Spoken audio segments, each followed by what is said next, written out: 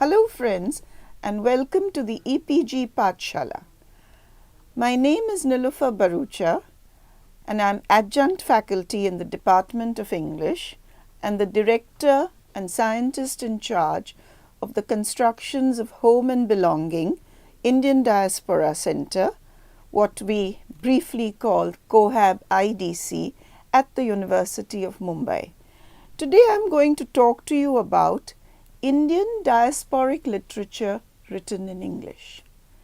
The Indian diaspora is the second largest diaspora in the world after the Chinese.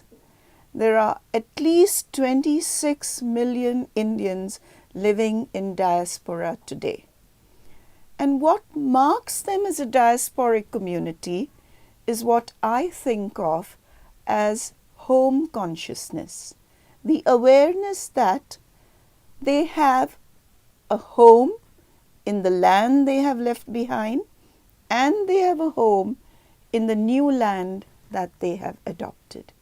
They may be first generation diasporics, they may be second or third generation diasporics, but most of them still retain their home consciousness. This home consciousness is what leads to either a hybrid or a hyphenated identity amongst diasporic Indians.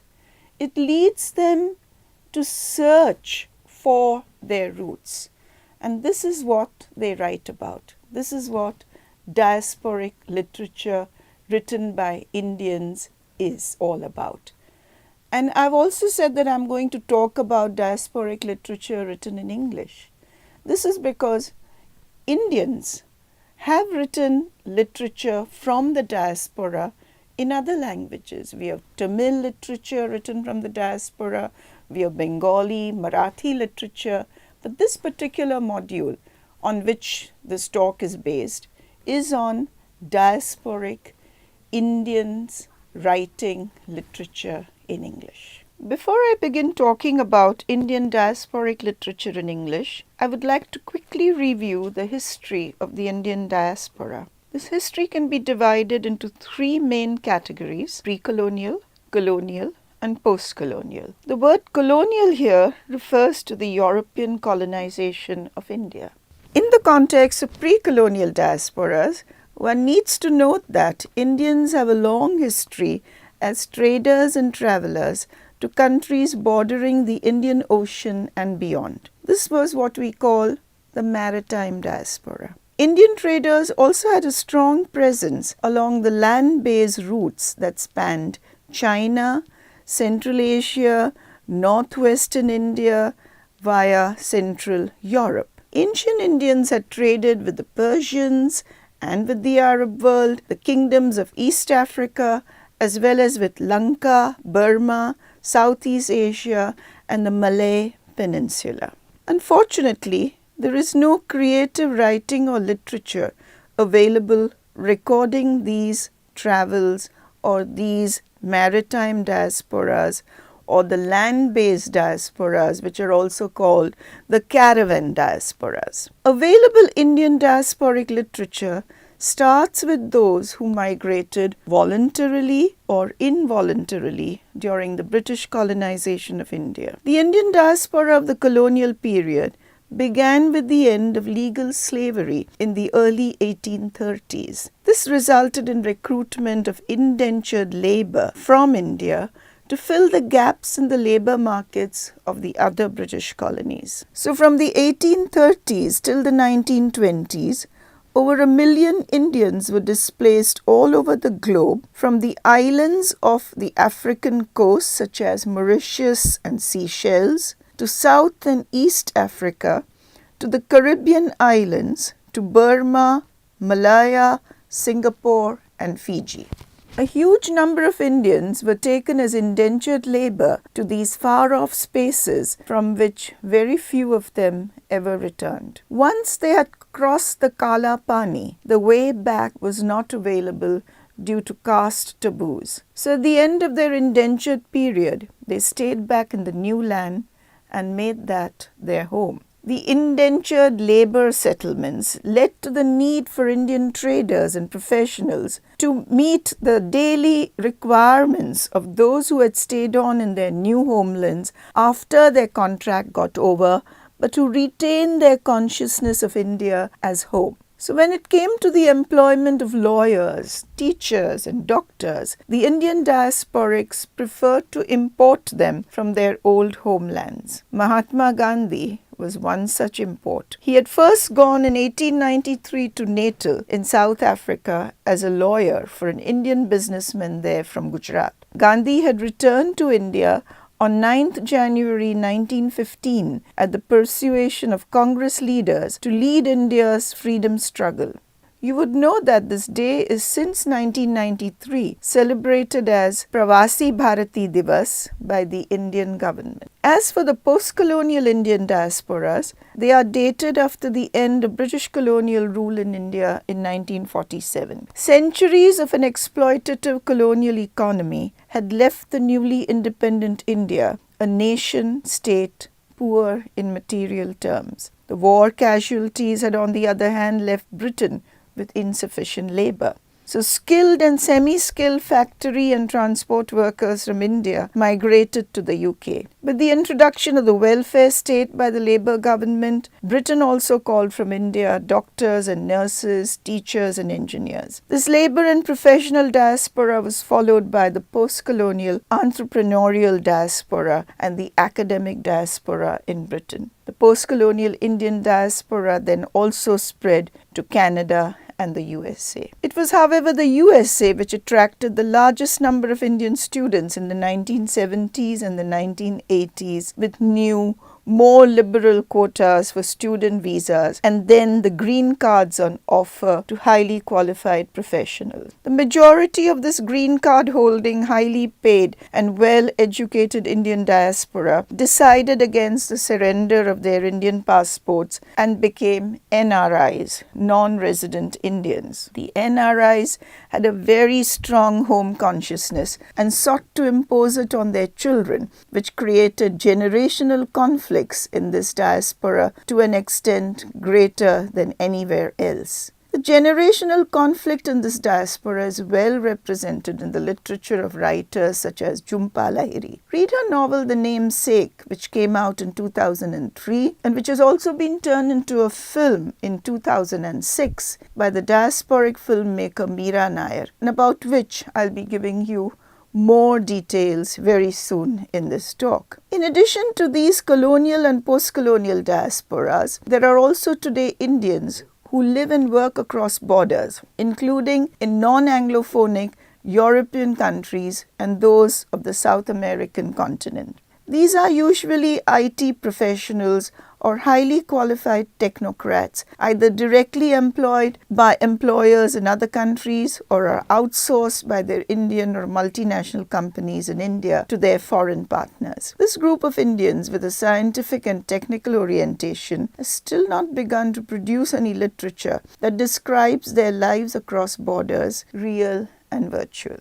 The colonial and post-colonial diasporas have produced ample literature and now also cinema. The focus in this talk, though, is only on literature. These literary manifestations have been an attempt by the diasporics to understand themselves and also to project themselves to the world. As diasporics, they have faced discrimination and loss of self in their new homelands and seek to retrieve both by the act of writing. Even though some have lived in their new homelands for over 100 years, such as those in the West Indies, the awareness of home is still very strong and is present in their writings as nostalgia and pain. The indentured labour diaspora in the West Indian islands were generally illiterate peasants, and their link with the old homeland was usually sustained by a copy of the Indian epic Ramayana. Many of them had taken with them as a talisman.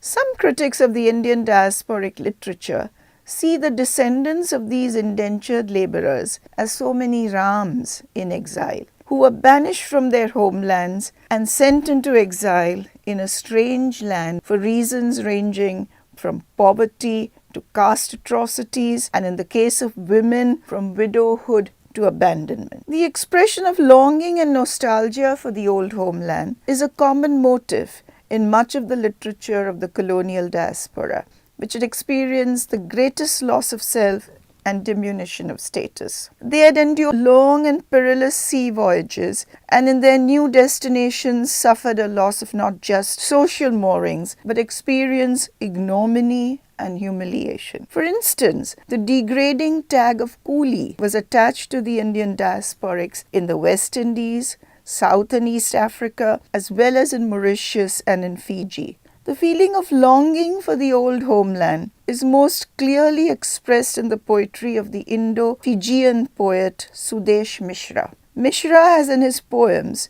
used Hindi poetry's Bidesiya tradition, Bidesiya being one who is a foreigner. He writes about the beloved who has been left behind by the lover and who pines for him as he has become a Bidesiya, a foreigner. In Mishra's poetry, though, the strategy of inversion makes the old Indian homeland Des, and the man who has left the Des becomes the Bidesiya, the foreigner. So the poet longs for his old homeland, longs for his Bidesiya. The feeling of longing for the old homeland is most clearly expressed in the poetry of the Indo-Fijian Sudesh Mishra. Mishra has in his poems used Hindi poetry's Bidesiya tradition. The beloved who has been left behind by the lover pines for him, who has through his travels become a Bidesiya, a foreigner. In Mishra's poetry, through the strategy of inversion, it's the old homeland India which has from Des, one's own country, become Bides, the foreign land, for which the poet, in the guise of the beloved, longs for and calls his Bidesiya home. You could read Mishra's poem, The Time is Out of Joint, which he published in 2002, to better understand the Bidesiya mode of poetry. However, not all these old diasporics cherish nostalgia for India. The Nobel laureate V.S. Naipaul, an Indo-Trinidadian, has had a troubled relationship with his original homeland and now lives in a double diaspora in Britain. There are also some diasporic Indians from the West Indies who have intermarried with the black West Indians who either retain their Indianness or, like Sam Selwyn, the writer who moved to Britain, are in denial of their Indian identity. Thus, another issue Indian diasporic literature deals with is the issue of identity. The questions of who am I? Where do I belong? Am I a West Indian or am I still an Indian? Am I British or am I Indian? Am I American or am I Indian? Are questions that haunt the diasporics. Identity is a complex issue, so it is not always sufficient for a diasporic, especially the colonial diasporic, to jettison his or her old identity and adopt a new one. It is also essential for the host country to recognize this new identity. For instance, the Indian diasporics in East Africa had to leave their new homelands when these newly independent countries began an Africanization program. This also happened in the West Indies, although it was not an official policy as it had been in Uganda. This kind of rejection by the new homeland leads to a double diasporization, and the literature of the double diasporics, such as that of the Afro-Indo-Canadian writer M.G. Vasanji, which is a good example of this kind of double diasporic literature. Not all double diasporics, though, are forced to leave their new homelands. Some of them choose to do so for economic or academic reasons. Linked to the matter of identity is the question whether the diasporic Indian has a hyphenated identity or a hybrid identity. The term hybrid initially denoted a grafted plant which displays characteristics of both old and new sources, but is in many ways different from both of them. Post-colonial meta-theorist Homi K. Bhabha sees hybridity as a third space in the context of diasporics. The sociologist and post-colonial critic Avtar Bra calls this phenomenon the occupation by diasporics of a space, not the same but not different, intersectionality. What then is a hyphenated identity, such as the one adopted by the Indo-Canadians in Canada? Is the hyphen an indication of less assimilation and integration into the host population than those who are supposed to be hybrids? Or is it a proud assertion of the older identity on par with the newer one? It would be interesting for you to read the literature produced by Indo-Canadian writers such as Uma Parmeswaran, Anita Rao Badami, Rohinton Mistry, Shauna Singh Baldwin, and many others to see how far these writers and their characters are integrated and assimilated into the Canadian space. You could, for a start, begin with Parmeswaran's novels such as Mangoes on the Maple Tree, which came out in 2006. You could also try and read a short story from Mistry's collection Tales from Ferozshabad, the short story being Swimming Lessons. We have so far been talking about the content of diasporic Indian literature and their characteristic features of nostalgia, longing, pain, and problems with identity. However, one also needs to look at the form of this writing. How do the diaspora writers construct their literature? What are the narrative styles used by these writers? These are very important questions, as it's not just what you write, but how you write that feeds into the impact made by any writer on his or her readers. Like the post-colonial Indian writers, the diasporic Indian writers also use their colonizers' language to not merely curse with, like Shakespeare's Caliban in the play The Tempest. Caliban had been taught his master Prospero's language, but felt he had no profit from it but to use it to curse his master. The post-colonial and diasporic writers, however, use, or rather appropriate, their master's language to subvert the privileging of colonial discourse and the hegemony of Western narrative modes. It is thus that they sabotage the unequal Prospero-Caliban dichotomy. How do post-colonial narrative modes manage the sabotage of unequal linguistic power relations? They do this by using alternative non-Western narrative modes, what is called orature, or the adoption of oral literary modes in the written text. The Western world and its colonizers went armed not just with guns and swords to other parts of the globe, but also with the word, with the logos, the written text. Many of the countries they colonized were pre-literate societies, but had their own rich cultures. This oral culture was negated by the colonizer, and these societies termed savage and barbaric. So in order to now, in the post-colonial times, reverse and subvert such cultural prejudices, post-colonial writers use the storytelling modes of oral cultures. These modes of narration are usually non-linear. Stories in such narratives are often told by alternate voices, and instead of a singular ending or opinion, they offer multiple ones. Post-colonial writers also use non-Western literary styles, such as that of the Indian epics, or tales which employ non-realistic storytelling modes. This is also the style used by Islamic literary culture,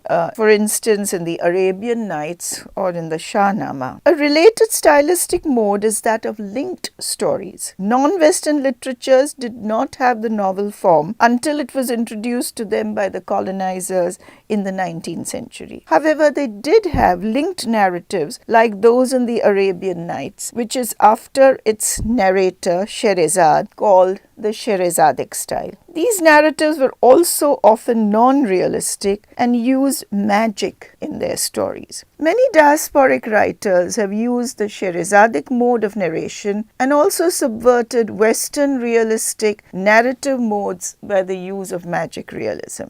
In addition to the towering figure of Salman Rushdie, the post-colonial economic and academic diasporas have their own representative writers in North America, such as Rohinton Mistry, Jhumpa Lahiri, Kiran Desai, Vikram Chandra, and Bharati Mukherjee. In Britain, there is a towering figure of Salman Rushdie, of course, but there are also first and second generation writers such as Sunetra Gupta, Atima Srivastava, and Farokh Tondi. The petroleum diaspora, which is the Indian diaspora in the Arab states, has given us the bilingual writer Vilas Sarang. This is just a representative and not a complete list of Indian diasporic writers. It is not possible in this talk to deal with all the writers I have just mentioned or even all the books of all these writers. So I would like to focus on 3 writers, Salman Rushdie, Rohinton Mistry and Jhumpa Lahiri,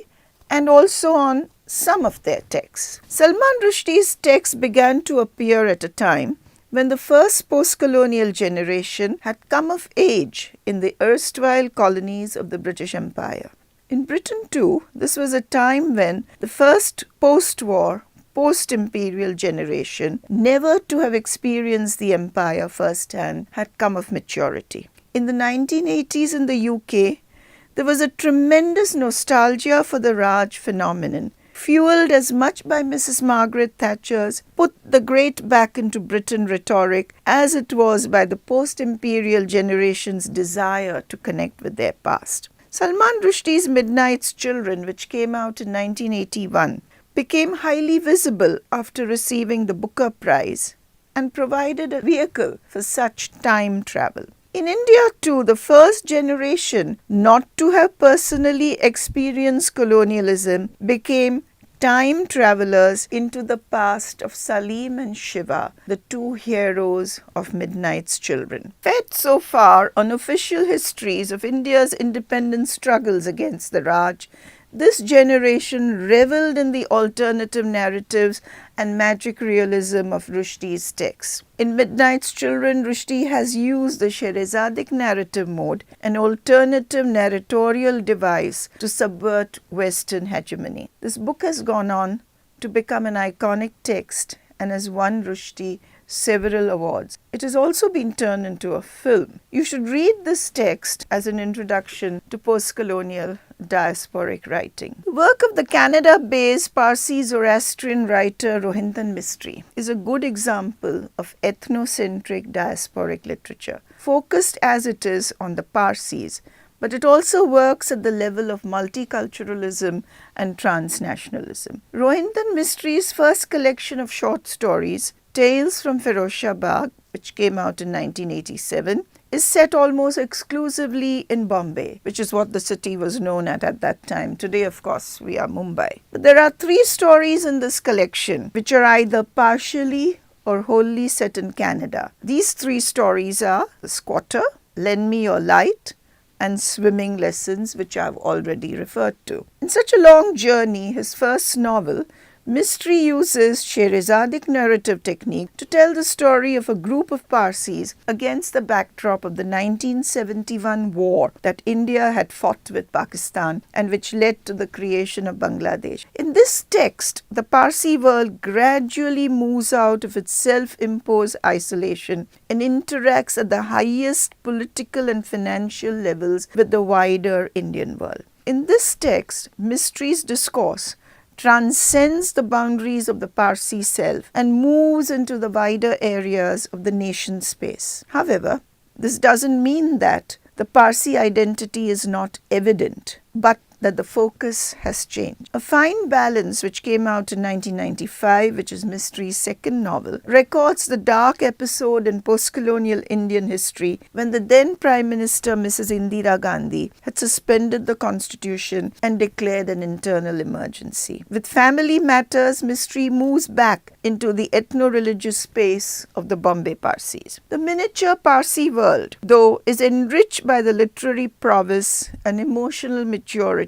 of a writer at the height of his writing talent. I'm speaking about Family Matters. Foregrounded in this novel are not just the problems of the aging Nariman Vakil, but those of an aging community at large. So one could look at Vakil in this novel as a metaphor for a geriatric community, i.e. the Parsi Zoroastrian community, which is today on the brink of extinction. Jhumpa Lahiri's collection of short stories, The Interpreter of Maladies, which came out in 1999, the second collection of short stories, Unaccustomed Earth, in 2008, and her 2 novels, The Namesake in 2003 and The Lowland in 2013. Have all been very well received and have won several awards. Much of Lahiri's work revolves around the question of identity in a diasporic context. One sees this clearly in the namesake, where Gogol, born in the USA to an academician father and homemaker mother, tries very hard to become American, even abandons his name Gogol, prefers the company of the parents of his white upper-class American girlfriend to that of his own parents. However, ultimately, when his father dies suddenly, he puts on his long neglected Indian self, like the overcoat in his namesake Gogol's story. He shaves his head, dons white mourning clothes, much to the chagrin of the girlfriend who fails to recognize her partner in this alternative identity. In the novel Lowland, Lahiri has shifted to a partially Indian setting, and this is a novel which is set in Calcutta. And this is Calcutta of the Nakshal period, the tumultuous Calcutta of the 1960s and 70s. The text here narrates the story of two brothers, Udayan, who was a Nakshal activist, and his brother Subhash, who chooses a more sedate life as a researcher in the USA. Caught between the two brothers is the woman who Udayan marries, the woman who is pregnant at the time when Udayan is killed by the police. The woman who then is taken by the other brother, by Subhash, to the USA, but who refuses to really become a wife to Subhash. This is a rather problematic story as far as the character of the female protagonist is concerned. You should try and read it and come to your own conclusions. Friends, I shall now leave you to read in detail this module on Indian diasporic literature in English. I've taken you on a whirlwind tour of not just the books written by Indian diasporics in English, but also of the Indian diaspora itself. Try and also look at the points to ponder section in this module and try to relate the diasporic writing to the Indian situation. What makes these diasporic texts relevant to you in India today, or if you are outside India, to you in a situation in your own setting. Also look at the section, the video sections in this module, where I have put in interviews with these writers. If you go through these interviews with these writers, you will find them coming alive. They will have a face, they will have a voice. You will not only find impression of the critics on their work, but their own impressions about their own work. So after all, the writer will also have his or her own say. Enjoy the module, have fun, read well. Thank you.